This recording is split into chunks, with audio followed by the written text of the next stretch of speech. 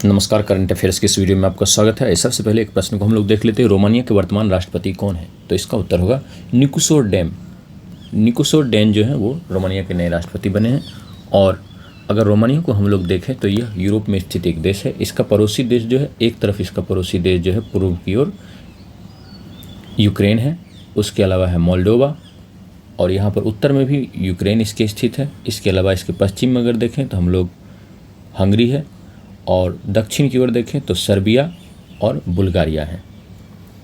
यह काला सागर के तट पर स्थित देश है और यहाँ से डेन्यूब नदी होकर बहती है, जो कि यूरोप के 10 देशों में बहती है। तो डेन्यूब नदी जो है वह रोमानिया और बुल्गारिया के बीच सीमा रेखा भी बनाती है। इसके अलावा यहाँ पर है कार्पेंथियन पर्वतमाला और ट्रांसिल्वेनियन आल्प्स। इसकी राजधानी जो है वह है बुखारेस्ट, और यहाँ की जो मुद्रा है उसे कहते हैं रोमानियन लीव। अगले प्रश्न की ओर बढ़ते हैं। PSLV C61 मिशन की विफलता का कारण क्या था? तो PSLV C61 मिशन जो है विफल हो गया, और इसका कारण क्या था? इसका कारण था कि तीसरे चरण के दौरान चैम्बर में दबाव में कमी हो गई थी। चैम्बर दबाव में कमी हो जाने के कारण जो है यह मिशन असफल रह गया। एक और प्रश्न को देख लेते हैं। PSLV C61 मिशन का प्राथमिक पेलोड क्या था? पेलोड वह होता है जिसे लेकर कि यह कोई रॉकेट जो है वह अंतरिक्ष में जाता है, तो यह होगा EOS 9। अगले प्रश्न की ओर देख लेते हैं। PSLV अपने 4 चरणों में किस प्रकार की प्रणोदन प्रणाली प्रोपल्सन सिस्टम का प्रयोग करता है? तो इसका उत्तर होगा ठोस और तरल प्रणोदन का वैकल्पिक उपयोग करता है। ठोस प्रोपल्सन का भी उपयोग करता है और लिक्विड प्रोपल्सन का भी उपयोग करता है, अल्टरनेटली करता है। पहले ठोस फिर लिक्विड, फिर ठोस फिर लिक्विड, इस तरह से यूज करता है। अगले प्रश्न की ओर देखते हैं। तो इसरो का वर्क हॉर्स किसे कहा जाता है? तो इसरो का वर्क हॉर्स कहा जाता है PSLV को, क्योंकि इसने अपनी विश्वसनीयता को बार बार के प्रयोग के दौरान सिद्ध किया है। अब PSLV के फुल फॉर्म को अगर हम लोग देख लें तो यह होता है polar satellite launch vehicle. GSLV का होता है जियो सिंक्रोनस सैटेलाइट लॉन्च व्हीकल, और SSLV का होता है स्मॉल सैटेलाइट लॉन्च व्हीकल। अगले प्रश्न को देख लेते हैं। EOS 9 या रिसैट 1B सैटेलाइट उपग्रह का प्राथमिक उद्देश्य क्या था? तो इसका प्राथमिक उद्देश्य था सभी मौसम में उच्च रिजोल्यूशन इमेजिंग, निगरानी और आपदा प्रबंधन के लिए। यह ऐसे इमेज लेता जिससे कि निगरानी भी हो जाती और फिर आपदा का प्रबंधन में भी इसका प्रयोग होता। EOS 9 को जैसे कि रिसैट 1B भी कहा जाता है, PSLV C61 से लॉन्च किया गया था श्रीहरिकोटा में स्थित सतीश धवन स्पेस सेंटर से, लेकिन यह असफल रहा है। यह इसरो का 101वां लॉन्च था और PSLV का 63वीं उड़ान थी। तीसरे चरण में एक विसंगति के कारण यह मिशन जो है असफल रहा। EOS का फुल फॉर्म हुआ अर्थ ऑब्जर्वेशन सैटेलाइट। अब अगले टॉपिक की ओर बढ़ते हैं। जयंत नार्लिकर मुख्य रूप से किस क्षेत्र से जुड़े हैं? इनकी हाल में ही मृत्यु हो गई है, तो इसका उत्तर होगा एस्ट्रोफिजिक्स एंड कॉस्मोलॉजी, खगोल भौतिकी और ब्रह्मांड विज्ञान से ये जुड़े हुए थे। एक और प्रश्न को देख लेते हैं। जयंत नार्लिकर किस लिए सबसे ज़्यादा जाने जाते हैं? तो इसका उत्तर होगा फ्रेड हॉयल के साथ स्थिर अवस्था ब्रह्मांड मॉडल तैयार करने के लिए। उन्होंने फ्रेड हॉयल के साथ मिलकर स्टेडी स्टेट कॉस्मोलॉजिकल मॉडल जो है वह दिया था, जिसे कि बिग बैंग का विरोधी सिद्धांत माना जाता है। बिग बैंग के विकल्प के रूप में इन्होंने यह सिद्धांत दिया था। ये फ्रेड हॉयल के साथ मिलकर उन्होंने यह सिद्धांत दिया था। Hoyle Narlikar theory of gravity भी इसे कहा जाता है, जो कि आइंस्टीन के सामान्य सापेक्षता सिद्धांत का एक विकल्प है। जबकि आइंस्टीन जो है सामान्य सापेक्षता जनरल रिलेटिविटी की बात करते थे, इनका मानना था कि जो ब्रह्मांड है वो क्या है, स्थिर अवस्था रही है उसकी। बिग बैंग जैसा जो सिद्धांत है उसके विपरीत यह सिद्धांत है। बिग बैंग में तो यह माना जाता है कि पृथ्वी की जो उत्पत्ति हुई लगभग 13 बिलियन ईयर्स एगो, एक विस्फोट के साथ उत्पत्ति हुई, एक ब्रह्मांड में एक विस्फोट हुआ, फिर ब्रह्मांड की उत्पत्ति हुई, फिर उससे धीरे धीरे धीरे करके जो है पूरा सौरमंडल और अभी जो हमें अंतरिक्ष में दिखाई देता है वो सब उत्पन्न हुआ। आगे बढ़ते हैं। और यह भी मानता है कि यह ब्रह्मांड जो है वह विस्तृत होता जा रहा है, फैलता जा रहा है, जबकि नार्लिकर और हॉयल ने जो सिद्धांत दिया वह क्या बताता है कि स्थिर अवस्था ब्रह्मांड की है। इनके बारे में दो चार चीज़ें और जान लेनी चाहिए कि इन्हें 26 वर्ष की उम्र में ही पद्म विभूषण मिल गया था, फिर पद्म विभूषण मिला और कई सारे पुरस्कार मिले। ये fellow of the royal society भी थे। अंग्रेजी और मराठी में इन्होंने कई सारे लोकप्रिय विज्ञान पुस्तकें भी लिखी। इनका टीवी पर भी प्रोग्राम आता था। ब्रह्मांड की संरचना, द स्ट्रक्चर ऑफ यूनिवर्स, इन्होंने किताब लिखी। फिर the lighter side of gravity लिखी। 7 वंडर्स ऑफ द कॉस्मॉस, ब्रह्मांड के 7 आश्चर्य लिखे। इन्होंने विज्ञान कथाएं भी लिखी। इनमें से 2 बहुत ही प्रसिद्ध हैं, रिटर्न ऑफ वामन, वामन का लौटना, और द कॉस्मिक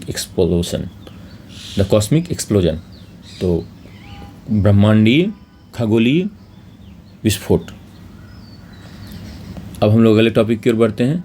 E0 FIR अभी चर्चा में रहा है, तो पहले FIR के बारे में हम लोग जान लें कि भारतीय कानून प्रणाली में FIR का पूर्ण रूप क्या है, इसका फुल फॉर्म क्या है। तो इसका उत्तर होगा फर्स्ट इन्फॉर्मेशन रिपोर्ट, प्रथम सूचना report. What is a zero FIR in the Indian legal system? Zero FIR क्या होता है?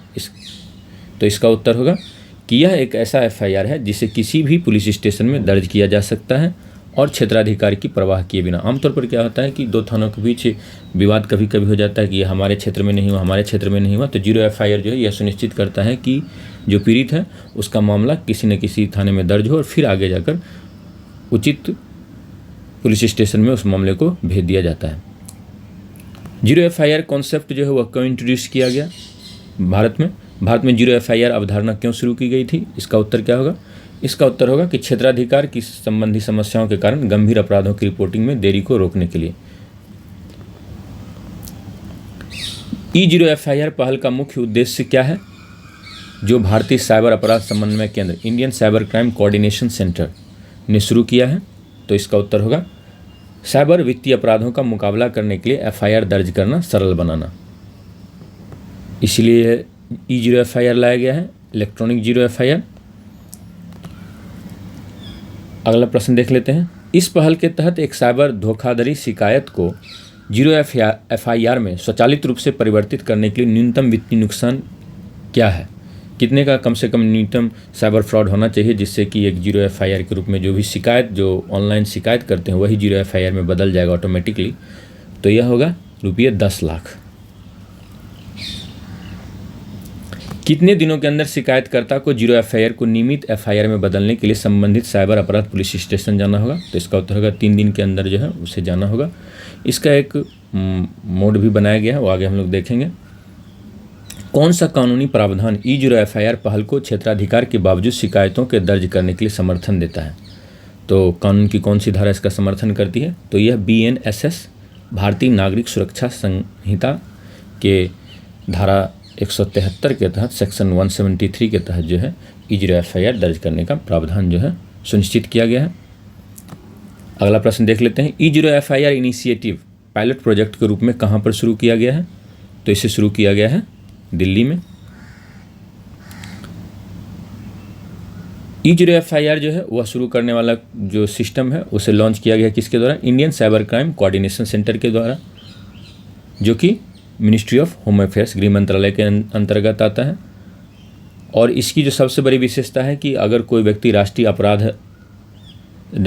साइबर अपराध रिपोर्टिंग पोर्टल NCRP या हेल्पलाइन 1930 पर फ़ोन करके भी शिकायत करता है, तो अगर 10 लाख से अधिक की उसके साथ धोखाधड़ी हुई है तो यह ऑटोमेटिकली जो है क्या होगा, क्राइम पुलिस स्टेशन में जीरो FIR में बदल जाएगा। और फिर 3 दिन के अंदर उसे जाकर जो है FIR में, रेगुलर FIR में उसे बदलवाना पड़ेगा।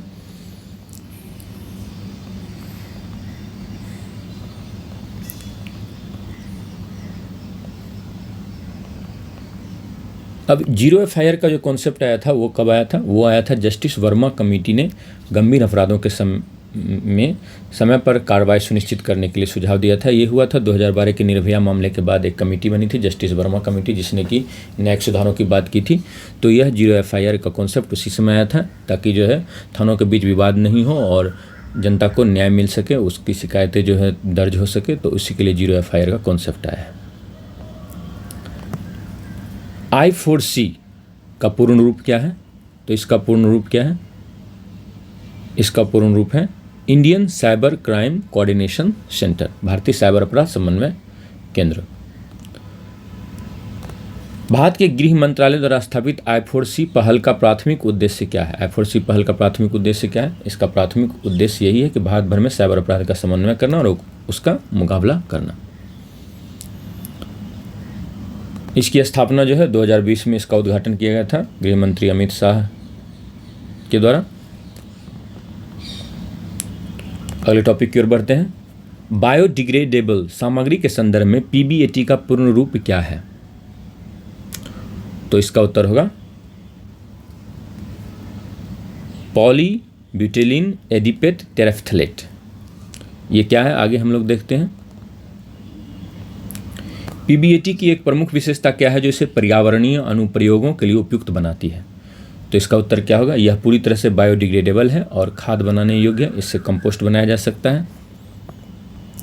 PBAT जो है वह एक बायोडिग्रेडेबल पॉलीमर है और इसका फुल फॉर्म होता है पॉलीब्यूटिलीन एडिपेट टेरेफ्थलेट। ये जो आम प्लास्टिक जो हम लोग यूज करते आ रहे हैं उसका एक विकल्प है और पर्यावरण रूप से अनुकूल है, इको फ्रेंडली है।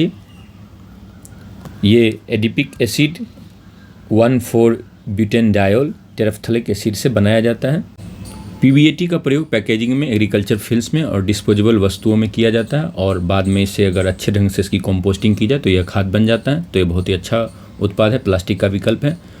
तो अगर ये वीडियो पसंद आया हो तो इसे लाइक करें, शेयर करें, कमेंट करें और चैनल को सब्सक्राइब कर लें अगर आपने सब्सक्राइब नहीं किया। जिन्होंने सब्सक्राइब किया उनको बहुत बहुत धन्यवाद और सभी अपना ख्याल रखें। Thank you, take care.